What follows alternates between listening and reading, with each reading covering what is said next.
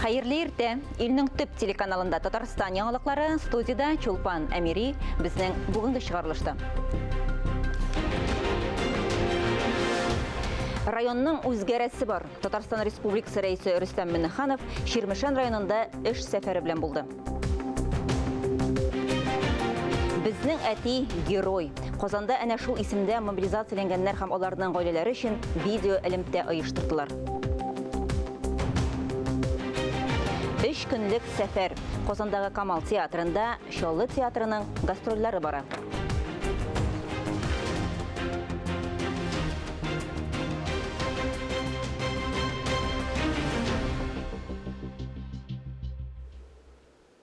Республика районнарында совет утырышлары дәвам итә. Анда район башлыклары узган елга хисап тота, быелга яңа бурычлар билгеләнә. Мондый утырыш Ширмешән районында да узды. Анда республика рәисе Рөстәм Миңнеханов катнашты. Биредә ул райондагы берничә объектта булды. Бу Хон-су шифалы суын тутыру цехы, шулай ук Советлар Союзы герое Иван Конев исемендәге Ширмешән кадетлар интернат мәктәбе. Барысы турында тулырак алдагы язмада. Ширмешән районы иктисадының нигезе сәнәгать. Аның өлешенә җыелма территориаль продуктның 90% туры килә. Җитештерүнең төп өлеше нефть чыгаруга карый. Рөстәм Миңнеханов утырыш барышында 2022 елның барлык кыенлыкларына карамастан республикада иктисадта уңай нәтиҗәләр белән тәмамлануын әйтте. Районда кеше калсын өчен яхшы хезмәт итәргә урын булырга тиеш, зарплатасы булырга тиеш. Яшьләрне калдырып булмый, әгәр дә зарплата булмаса. Әгәр дә балалар булмаса, нинди ям бар? Әгәр дә тормышның бер яме киләчәге юк. Һәммәгезгә дә намуслы хезмәт өчен рәхмәтемне җиткерәм. Барыгызга да исәнлек, саулык һәм уңышлар. Республика рәисе Рөстәм Миңнеханов райондагы берничә объектта булды. Хон-су шифалы суын тутыру цехында. Шулай ук Советлар Союзы герое Иван Конев исемендәге Ширмешән кадетлар интернат мәктәбендә. Иктисади вазгыять турында Ширмешән районы башлыгы Рамил Айбәтов чыгыш ясады. 2022 елда Ширмешән районында нефтчылар 3,4 миллион тонна нефть чыгарган. Бу Татарстанда гомуми нефть чыгаруның 10% тәшкил итә. Татарстан рәисе районның терлекчелек һәм игенчелек үсешенә дә зур игътибар бирелгәндә дә. Шулай ук утырышта кече һәм урта бизнесны үстерү, медицина сыйфатын күтәрү, гаилә институты кыйммәтләре темаларда күтәрелде. Алия Галиуллина, Татарстан яңалыклары, Ширмешән районы. Бүген 16 февральдә Казанның Мәскәү районындагы халыкны эш белән тәэмин итү үзәгендә вакантлы эш урыннары мини ярминкәсе узачак. Эшкә урнаштыруда ярдәмне сәламәтлек мөмкинлекләре шикләнгән кешеләр дә ала алачак, килүчеләргә эшкә урнаштыруда ярдәм күрсәтергә җыйналар. Вакантлы эш урыннары мини ярминкәсе Гагарин урамы 46-нчы йорт адресы буенча иртәнге сәгать 10-нан 12-гә кадәр узачак. Тулырак мәгълүматны экранда күрсәтелгән телефон буенча алырга мөмкин. Безнең әти герой. Казанда әнә шул исемдә мобилизацияләнгәннәр һәм аларның гаиләләре өчен видео элемтә үткәрелде. Мобилизацияләнгән 20 хәрби үз туганнары белән видео элемтә аша күреште. Бу чараны республиканың хәрби комиссариаты махсус оештырды. Йөзләрчә чакрымнарны үтеп яраткан кешеләрнең тавышын ишетергә бөтен республикадан хәрбиләрнең туганнары килгән иде. Һәр гаиләгә аралашуга берничә минут кына вакыт бирелде. Сөйләшү алдыннан отряд командиры урынбасары һәр сугышчының үз батырлыгын күрсәтергә өлгерүен, барысы да намус белән үз бурычларын җиренә җиткереп үтәүләрен сөйләде. Татарстанның хәрби комиссары Сергей Погодин да мобилизацияләнгән сугышчыларга ярдәм күрсәтүнең әһәмияте турында әйтеп узды. Мондый очрашуны хәрби комиссариатта мобилизацияләнгәннәр өчен беренче тапкыр гына үткәрмиләр инде. Хәрбиләр туганнары белән яңа ел алдыннан күрешкән иде. Хәрби комиссариаттагылар билгеләп үткәнчә, бу юлы видео элемтәгә күбрәк гаиләләрне җыйгалганнар. Соңыннан туганнарына истәлекле бүләкләр тапшырдылар. Ләкин иң мөһиме, махсус хәрби операциядә катнашучылар үз туганнарын, балаларын күреп аралаша алды. Барысы да исән-сау әйләнеп кайтсыннар иде дип кенә телисе кала. Әкият Курчак театры артистлары Луганскига барып, балаларга Дюймовочка спектаклен күрсәттеләр. Сәфәрне республиканың мәдәният министрлыгы төбәкләр арасында мәдәни багланышларны һәм хезмәттәшлекне ныгыту, хәрби хезмәткәрләргә ярдәм итү, гуманитар ярдәм күрсәтү максатыннан оештырды. Спектакль Луганск академия Курчак театрында күрсәтелде. Балалар рәхмәт сүзләрен җиткерде. Әкият Курчак театрының төп миссиясе балаларга игелек китерү дип уртаклашты Әкият Татар дәүләт театрының сәнгать җитәкчесе Илгиз Зәйниев. Исегезгә төшерәбез, Татарстан Республикасы вәкилләре Луганск Халык Республикасына 14 февральдә килделәр һәм биредә республиканың мәдәният, спорт һәм яшьләр министр урынбасары Роман Алексин белән эшлекле очрашу уздырдылар. Очрашу барышында Луганск һәм Татарстан вәкилләре мәдәни багланышларны ныгытуга юнәлдерелгән башлангычлар, шулай ук мәдәни иҗади юнәлештәге уртак проектларны гамәлгә ашыру мөмкинлекләре турында да фикер алыштылар. Иҗат төркеме арасында республиканың дәүләт җыр һәм бию ансамбле артистлары да бар иде. Театр өчен зур вакыйга, чөнки аралашканда гына без хезмәттәшләребезнең дәрәҗәсен беләбез һәм үз дәрәҗәбезне чагыштыра алабыз. Булар барысы да безнең үсеп килүче яшь буын балаларыбыз өчен эшләнә. Без аны хәзер ничек формалаштырсак, тәрбия дә шундый булачак. Это не часто бывает, когда дети вслух кричат «спасибо». Балалар рәхмәтләрен залдан ук әйтте. Мондый хәл еш булмый. Артистлар да хисләнеп бирелеп китте, хәтта елап җибәрделәр. Спектакльне Казанда балалар карады. Хәзер Луганскида карыйлар. Бу балалар үскәч кайчан да булса күрешсә, әлеге спектакль аларны берләштерүче җеп булып торыр. Чыгарылышыбызны авыл хуҗалыгына багышланган агробизнес сәхифәсе белән дәвам итәбез. Биредә авыл хезмәтчәннәре, алар җитештергән продукция, гомумән республикабызны азык-төлек белән тәэмин итүчеләр турында сөйләрбез. Сүзне Динә Нәҗмәддиновага бирәм. Хәерле иртә, эфирда агробизнес сәхифәсе. Сезнең белән мин Динә Нәҗмәддинова. Рөстәм Миңнеханов Балык Бистәсе районында ире ит эшкәртү комплексында һәм агротехник клиентында булып кайтты. Вице-премьер Татарстан Республикасы авыл хуҗалыгы һәм азык-төлек министрлыгы башлыгы Марат Җаббаров Әтнә районы хуҗалыгы эшчәнлеге белән кызыксынды. Профильле министрлык бу көннәрдә Тат Агроэкспо агросәнәгать комплексы казанышларының 5нче махсуслаштырылган күргәзмәсен уздыруга әзерләнә. Ул март айына билгеләнгән. Татарстан Республикасы рәисе Рөстәм Миңнеханов Балык Бистәсе районында булып муниципаль совет сессиясе утырышында катнашты. Утырыш башланганча Рөстәм Миңнеханов вице-премьер, авыл хуҗалыгы һәм азык-төлек министры Марат Җаббаров белән бергә ире ит эшкәртү комплексында булды.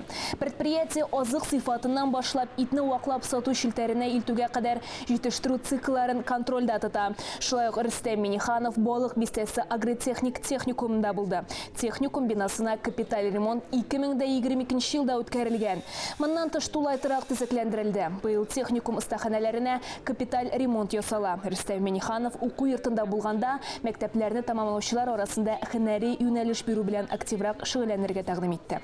Премьер-министр урынбасары республика авыл хуҗалыгы һәм азык-төлек министры Марат Җаббаров Әтнә районында булып кайтты. Әгерҗе, Баулы, Балык Бистәсе, Ширмешан районнары вәкилләре уңыш агрофирмасы эшчәнлеге белән таныштылар. Алар 1200 башка исәпләнгән сөтчелек комплексын һәм сөт блогы булган 2 бозау абзарын карадылар. Хуҗалык җитәкчесе Айрат Хакимов эштә кулланыла торган технологиялар һәм гамәлгә кертелгән цифрлы программалар турында җентекләп сөйләде. Татарстанның Тат Агроэкспо агросәнәгать комплексы казанышларының 5нче авыл хуҗалыгы күргәзмәсе 6-7 мартта узачак. Бу авыл хуҗалыгы җитештерүчеләре, фән, бизнес вәкилләре һәм тармак министрлыклары белән берлектә тәҗрибә уртаклашу. Күргәзмәгә 2 көн дәвамында 10 меңнән артык кеше килер дип көтелә. Бөтен Россиядән 200дән артык компания авыл хуҗалыгы техникасын, нәтиҗәле терлекчелек, үсемлекчелек өчен җиһазлар һәм чимал, авыл хуҗалыгы продукциясын эшкәртү, саклау һәм тергәкләү эшләнмәләрен күрсәтәчәк. Вакыйга кысаларында шулай ук авыл хуҗалыгы һәм азык-төлек министрлыгының киңәйтелгән коллегиясын үткәрү планлаштырыла. Татарстан кооператорларының бүгенге төп казанышы кулланучылар кооперациясе системасын җимерүне туктату булды. Бу хакта Татпотребсоюз башлыгы Рошат Шәймәрданов берләшмәнең хисап җыелышында белдерде. Бүген алга баруның төгәл планы бар. Кулланучылар кооперациясының күпсанлы хезмәткәрләренә Марат Җаббаров та рәхмәт белдерде. Авыл хуҗалыгы һәм азык-төлек министрлыгы башлыгы фикеренчә, алар шәһәр ярминкәләрендә актив катнашканнар. Бу исә азык-төлек продуктларына бәяләр үсешен тоткарларга мөмкинлек биргән. Райпо күргәзмәләрендә гадәттәге тәкъдим ителгән әйбер ул кулланучылар җәмгыятьләре эшенең зур булмаган бер өлеше генә. Соңгы 5 елда халыкка күрсәтелгән хезмәтләрнең гомуми күләме 1,5 тапкырга арткан. Бүгенгә аның күләме 85 миллиард сум чамасы тәшкил итә. Баулы кооператор инвесторлары өчен узган ел уңышлы булды. Әзерләү һәм җитештерү буенча үсеш 30% тәшкил итә. В целом система способная, работает 120 человек. Значит, на сегодняшний день она востребована, особенно в отдаленных населенных пунктах. Главами руководителям исполнительных комитетов Высокогорского, Елабужского муниципальных районов необходимо проанализировать уровень развития потребительской кооперации у себя в районах и обеспечить оказание всех видов услуг, предлагаемых потреб кооперации своему сельскому населению. Бу атнага авыл хуҗалыгы тармагына бәйле яңалыклар шулар иде. Мин Динә Нәҗметдинова сезнең белән киләсе атнага кадәр сау булашам. Кайбыш районы узган елгы социаль-икътисади үсеш йомгаклары нәтиҗәләре буенча республика күләмендә 45-нче урыннан 15-нче урынга күтәрелде. Мондый уңышка ничек ирешкәннәр? Мөршидә Җихан репортажында. 45-нче урыннан 15-кә күтәрелү район җитәкчелеге тарафыннан алып барылган максатчан эш нәтиҗәсе. Төгәлрәк әйтсәк, эшсезлекне киметү, яңа инвестицияләр җәлеп итү хисабына Кайбыш районы оешканнан бирле беренче тапкыр алдынгылар рәтендә. Бу хакта районның совет утырышында катнашкан Юрий Камалтинов та искәртте. Район живет активной жизнью. Район гел үсештә. Яңа инвесторлар җәлеп итү буенча зур эш башкарылган. Җирле хакимияттә район халкы өчен уңайлы шартлар тудыруга һәрдаим мөмкинлекләр эзли. Аларның еллык күрсәткечләре арту бер туктаусыз эшчәнлекне дәлилли.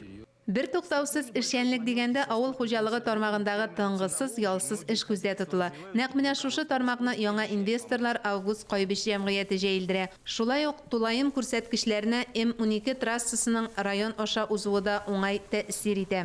Район башлыгы Альберт Рәхмәтуллин еллык үсеш нәтиҗәләренә анализ ясаганда Кайбыш халкының сәламәтлеген кайгыртуга аерым игътибар бирелүе турында да сөйләде.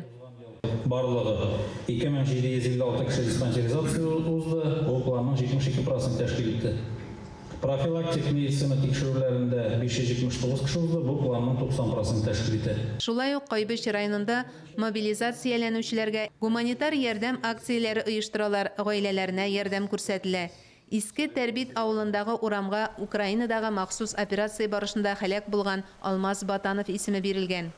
Совет утырышларында бик күп районнарның иң начар күрсәткече туучыларның үлүчеләрдән ким булуы. Кайбыш районында да бу мәсьәлә кискен, димәк, демография проблемасын кичекмәстән хәл итәргә кирәк дигән сүз. Мөршидә Җихан, Кайбыш районы хакимиятенең матбугат хезмәте ярдәме белән Татарстан яңалыклары өчен. Эфирда Татарстан яңалыклары, чираттагы хәбәрләргә күчәбез. Күрнекле татар җырчысының тууына 88 ел тулы уңайыннан республика башкаласының мәдәни җәмәгатьчелеге вәкилләре Яңа Татар зиратындагы Илһам Шакиров каберенә чәчәкләр салдылар. Татар халкының легендар җырчысы, Россияның һәм Татарстанның халык артисты Габдулла Тукай премиясе лауреаты Алтын Аполлон бүләге иясе Илһам Шакировның иҗатын мәңгеләштерү уңайыннан күп эш башкарылды. Үзенең таланты, кабатланмас башкару усталыгы белән ул халык җыр иҗаты җәүһәрләренә икенче сулыш өрде. Илһам Шакиров бөтен җаны тәне белән туган илен яратты. Ул бөтен халыкның яраткан җырчысы, татар халкының милли казанышы һәм горурлыгы иде. Муса Җәлилнең исеме бөтен дөньяга билгеле. Иҗаты кабатланмас әдәби мирас. Татарстанның милли музейында герой шагыйрь Муса Җәлилнең туган көнендә төп нөсхә көне узды. Җәлилнең мобиль дәфтәрләрен тантаналы рәвештә музей фондларыннан чыгардылар һәм оригиналь кул язмасын күрсәттеләр. Әлеге чарада республиканың күрнекле шәхесләре, мәдәният эшлеклеләре катнашты. Шулай ук Муса Җәлил исемендәге премиягә лаек булучыларның исемнәре дә билгеле булды. Алар шагыйрь Рифат Салах, җырчы Илүсә Хуҗина, Камал театр актерлары Фәннур Мөхәммәтҗанов һәм Ләйсән Гытаулина. Муса Җәлил, әлбәттә, безнең горурлыгыбыз, сүздән юк, һәм безнең елдә бигрәк танык шигырьләре уйымча һәр вакыт актуаль булыр дип уйлыйм.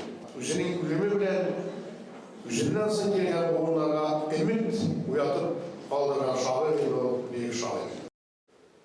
Башкалабыз Казанда Камал театрында 3 көн дәвамында Чаллы театрының гастрольләре бара. Бүген гастрольләрнең соңгы көне. Әйтергә кирәк, бу Аяз Гыйләҗев исемендәге Чаллы татар дәүләт театрының яңартылганнан соң Казанда беренче зур гастрольләре булды. Башкалабыз халкы өчен артистлар иң яратып уйнаган спектакльләрен тәкъдим итте. Аларны Фәннур Хәсәнов та карап кайтты. Аяз Гиләшев исемендәге Шаллы татар дәүләт драма театры Шаллыда эшләүче профессиональ театр коллективы 1990 елда оешкан. 2020 елның августында күренекле татар язучы драматургы Аяз Гиләшев исеме бирелде. 2020 елның сентябреннән Зяб бистәсендә урнашкан яңа бинада эшли. Сәхнәдә бу спектакльләр уйналган көнне театрда бәйрәм хисе була. Шуңа күрә шушы спектакльләр сайланды. Шушы бәйрәм хисен Казан тамашачысы белән дә уртаклашасыбыз килде, диде театрның сәнгать җитәкчесе Олег Кинжагылов. Безнең бина ачылуга менә быел инде 3 ел тула. Шуңа күрә яңа бинада эшләгәч, яңа иҗади эзләнүләр барлыкка килгәч, менә теге ничек дип әйтим, отчетный гастрольләрне оештырырга булдык. Бу гастрольләрдә үзебезнең теге иң популяр спектакльләрне алып килдек. Берсе шул яшь йөрәкләр Фәтхи Бурна, шул инде татар классикасы, анда фольклор белән, ул бай биюләр белән, җырлар белән. Бу әлбәттә инде бүгенге көндә бик минемчә кирәкле әйбер. Һәм ике драма. Ул драмалар берсе Ойгөл Әхмәтгалиеваның Капка спектакле, икенчесе Аяз Гиләшевнең 95 еллыгына багышланган премьера чыгардык. Баласы җыйган Болан эзеннән пьесасы буенча Болан спектакле. 1990 елның 21 декабрендә энергетик мәдәният сараенда Шаллы тарихында беренче мәртәбә шәһәрдә һөнәри труппа оеша. Бу көн Шаллы татар дәүләт драма театрының туган көне дип исәпләнә. Рәсми документларга мөрәҗәгать итсәк, башта театр яшь тамашачылар театры дип аталган. Шаллы театрының яңа бинага күчеп, аңа Аяз Гиләшев исеме бирелгәч, бу Казанда аларның беренче гастрольләре. Безнең Шаллы театрын Казан бүген кояшлы көне белән һәм зал тулы тамашачылары белән каршы алды. Һәм гастрольләрне менә бүген, нәкъ менә 14 февраль көнне Фәтхи Бурнашның Яшь йөрәкләр дигән спектакль белән башлап җибәрәбез. Һәм ни өчен нәкъ шушы спектакль инде көннең исеме үзе сөйләп торадыр. Без инде һәр кемнең күңелендә бер-берсенә карата театр дөньясына мәхәббәт булсын дигән теләктә. Театрның бүгенге афишасында 32 спектакль исәпләнә. Репертуарда төрле жанрдагы драма, мелодрама, мюзикл, әкият, комедия спектакльләре бар. Коллективта 30 артист һәм җитештерү техник эшчәнлекне тәэмин итеп торучы 60 хезмәткәр исәпләнә. Бүгенге спектакльдә мин Хайретдин ролен башкарам. Хайретдин ул җырга моңга бай, мәхәббәткә тугры егет.